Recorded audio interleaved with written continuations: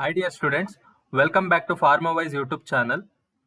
KEA website ಅಲ್ಲಿ PGCET M.Pharm and form D related ಒಂದು ಹೊಸ ನೋಟಿಫಿಕೇಶನ್ ಬಿಟ್ಟಿದ್ದಾರೆ. ಆ ನೋಟಿಫಿಕೇಶನ್ ಏನಂದ್ರೆ ವೆರಿಫಿಕೇಶನ್ ಸ್ಲಿಪ್ ಡೌನ್ಲೋಡ್ 2025. ಈ ವಿಡಿಯೋದಲ್ಲಿ ವೆರಿಫಿಕೇಶನ್ ಸ್ಲಿಪ್ ಅಂದ್ರೆ ಏನು, ಅದರಲ್ಲಿ ಏನೇನು ಡೀಟೇಲ್ಸ್ ಇರುತ್ತೆ ಅನ್ನೋದನ್ನ ತಿಳಿಸ್ಕೊಡ್ತೀನಿ. ನೀವು ವೆರಿಫಿಕೇಶನ್ ಸ್ಲಿಪ್ ನ ಡೌನ್ಲೋಡ್ ಮಾಡಬೇಕು ಅಂದ್ರೆ ಫಸ್ಟ್ ಗೂಗಲ್ ಅಲ್ಲಿ KEA ವೆಬ್ಸೈಟ್ ನ ಓಪನ್ ಮಾಡಬೇಕು. ಅಲ್ಲಿ ಅಡ್ಮಿಷನ್ಸ್ಗೆ ಹೋದ್ರೆ ಈ ತರ ಓಪನ್ ಆಗುತ್ತೆ ಒಂದು ವಿಂಡೋ. ಅಲ್ಲಿ M.Pharm and form D 2024 verification slip download link ಮೇಲೆ ಕ್ಲಿಕ್ ಮಾಡಬೇಕು. ಅದ್ರ ಮೇಲೆ ಕ್ಲಿಕ್ ಮಾಡಿದ್ರೆ ನಿಮ್ಗೆ ಈ ತರ ಒಂದು ಪೋರ್ಟಲ್ ಸಿಗುತ್ತೆ. ಓಕೆ, ಅಲ್ಲಿ ನೀವು ನಿಮ್ಮ ಯೂಸರ್ ಐಡಿ ಮತ್ತೆ ಪಾಸ್ವರ್ಡ್ ನ ಹಾಕ್ಬೇಕು. ಯೂಸರ್ ಐಡಿ ಅಂದ್ರೆ ನಿಮ್ದು ಮೇಲ್ ಐಡಿ ಮತ್ತೆ ಪಾಸ್ವರ್ಡ್. ಇದು ಎಲ್ಲಿರುತ್ತೆ ಅಂದ್ರೆ ಸ್ಟಾರ್ಟಿಂಗ್ ನೀವು ಅಪ್ಲಿಕೇಶನ್ ಫಿಲ್ ಮಾಡ್ಬೇಕಾದ್ರೆ ಯೂಸ್ ಮಾಡಿರ್ತೀರ ಯೂಸರ್ ಐಡಿ ಮತ್ತೆ ಪಾಸ್ವರ್ಡ್, ಅದನ್ನ ಇಲ್ಲಿ ಎಂಟರ್ ಮಾಡಬೇಕು. ನೆಕ್ಸ್ಟ್ ಕ್ಯಾಪ್ಷನ್ ಕೊಟ್ಟು ಲಾಗಿನ್ ಆದ್ರೆ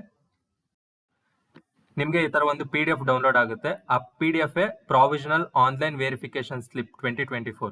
ಈ PDF ಅಲ್ಲಿ ಏನೇನು ಡೀಟೇಲ್ಸ್ ಇರುತ್ತೆ ಅಂದ್ರೆ ನಿಮ್ಮ ಅಪ್ಲಿಕೇಶನ್ ನಂಬರ್ ಇರುತ್ತೆ, ನೇಮ್ ಇರುತ್ತೆ, ಜೆಂಡರ್ ಇರುತ್ತೆ ಅಂಡ್ ಡಾಕ್ಯುಮೆಂಟ್ ಲಿಸ್ಟ್. ಈ 9 ಡಾಕ್ಯುಮೆಂಟ್ಸ್ ವೆರಿಫಿಕೇಶನ್ಗೆ ಬೇಕು.